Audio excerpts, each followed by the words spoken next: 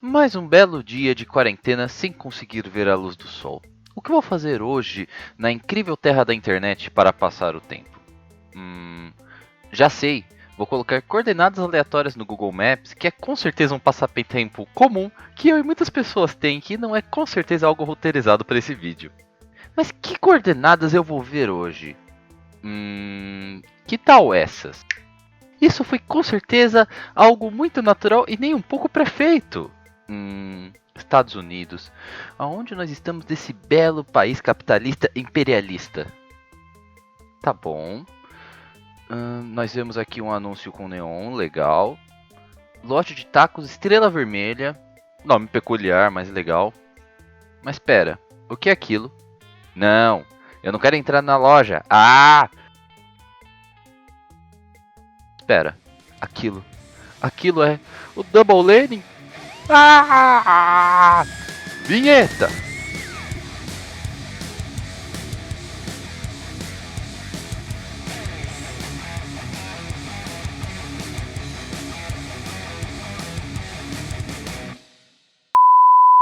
A história de hoje talvez não seja tão obscura para algumas pessoas, principalmente se você já viajou para Seattle, pois ela é um ponto turístico da cidade. Apesar disso, a história é tão bizarra que eu não podia deixar de falar dela com todo esse papo de estátuas rolando. Mas afinal, eu vou repetir. Tem uma estátua gigante do Lenin no meio da terra dos bravos e dos livres, conhecida como Estados Unidos da América.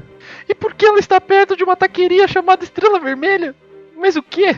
Porém, antes de começarmos, é hora, sabem do que, crianças? Do disclaimer da semana.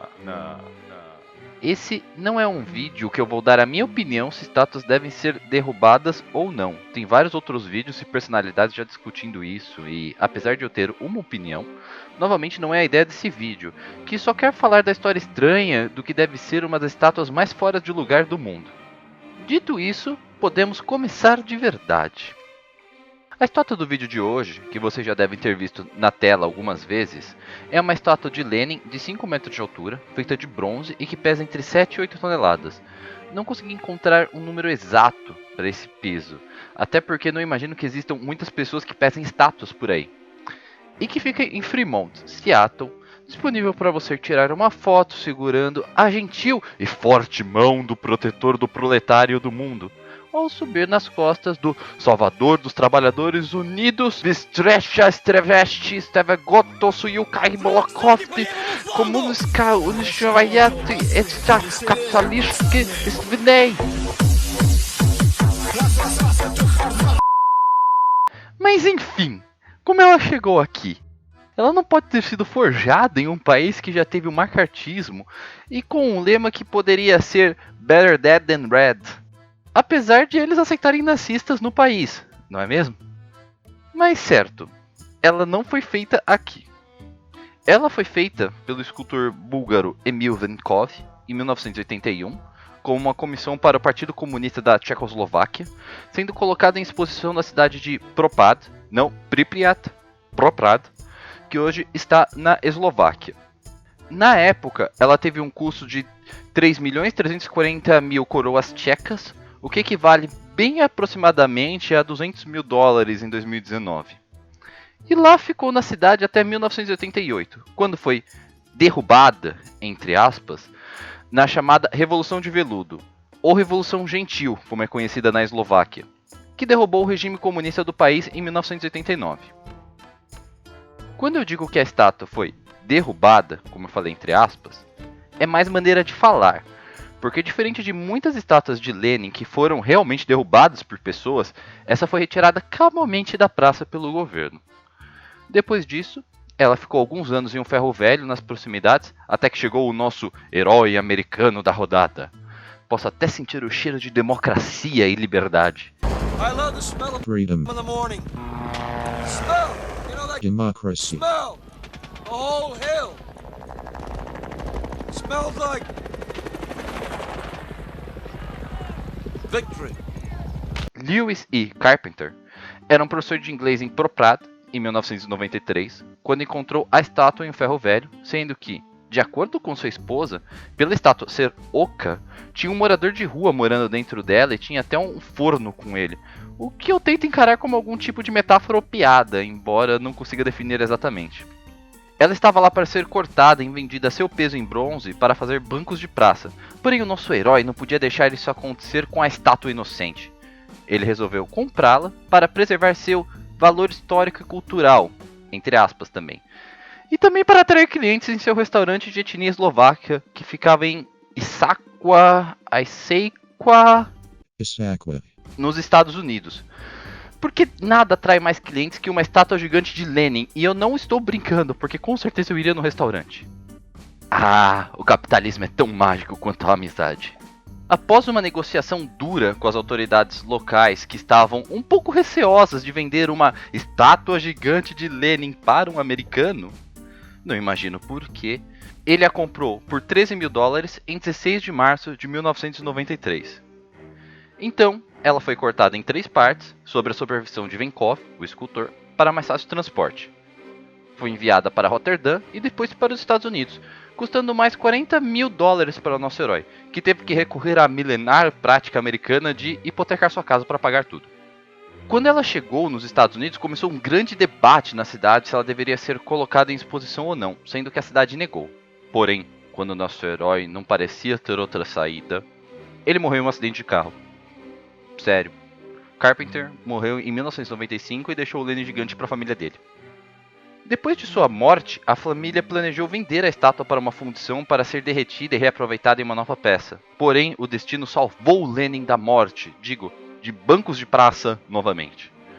O dono da fundição, Peter Bavis, procurou em vez disso apresentar a estátua em Fremont, um bairro de Seattle. E eles concordaram em manter a escultura em uma espécie de consórcio compartilhado, na qual poderia ficar em exposição até que um comprador fosse encontrado. Aqui cabe uma palavrinha sobre esse bairro de Fremont e por que eles aceitaram a estátua.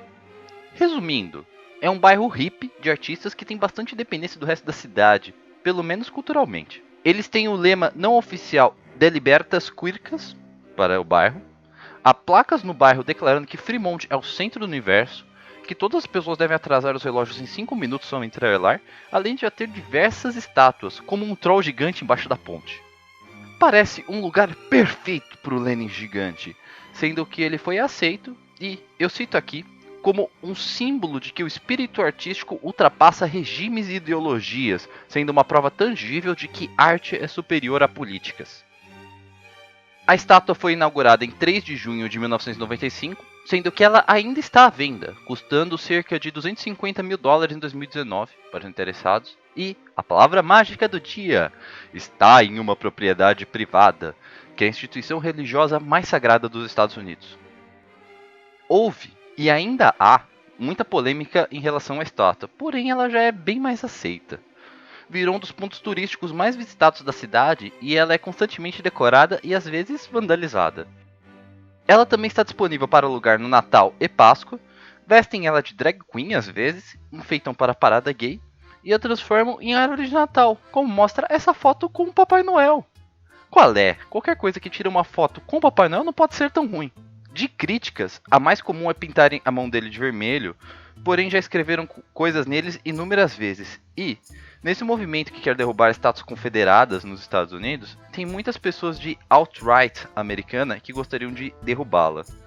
Porém, a palavrinha mágica de antes, propriedade privada.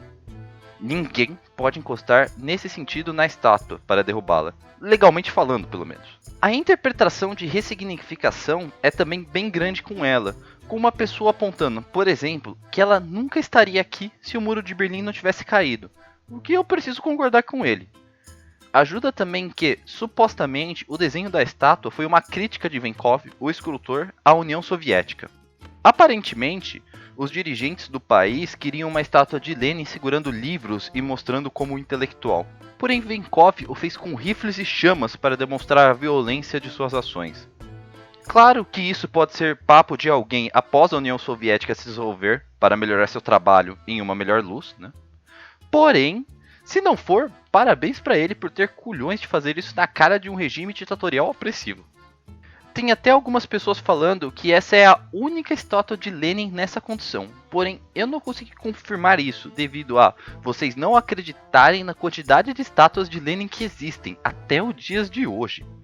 Não importa quantas foram derrubadas, parece que sempre surgem mais. Alguns exemplos favoritos meus, além da de Seattle, é a estátua de Lenin em Cavriaggio, Itália, e com certeza a da Antártica. Para quem não sabe, existe um fator geográfico conhecido como polo de inacessibilidade, que seria o ponto de um território mais longe do litoral possível. Eles são bem conhecidos por serem normalmente os pontos mais difíceis de chegar em qualquer continente. Esses pontos variam conforme os critérios que você escolhe, porém, um dos pontos mais difíceis de se chegar é o ponto no Polo Sul mais longe dos oceanos. Então, claro, russos sendo russos, na década de 50 mandaram uma expedição para conclamar o lugar como sendo da União Soviética, que é aquele friozinho de em média menos 58,2 graus ao longo do ano não era nada para eles. Pelos cálculos atuais de onde o ponto seria, eles erraram um pouco, porém chegaram bem perto de lá e fundaram uma estação científica chamada Polius Nedostinospit. Desculpe meu russo, que mais parece italiano no meu sotaque, eu não sei, eu não entendo. Ela já está abandonada e soterrada de neve há décadas, mas sabem o que não está? O busto de Lenin da estação. Vocês podem ver as fotos que, no meio do Polo Sul, tem um busto de Lenin pela eternidade, com a visão voltada para Moscou. Moscou, Moscou. Se isso não é mágico, eu não sei o que é. Assim, ficamos por aqui no vídeo de hoje. Tem uma outra história de estátua que eu também gostaria de falar, que pode ser o próximo vídeo ou não, porém, nesse vídeo ficamos por aqui. Então, adeus camaradas.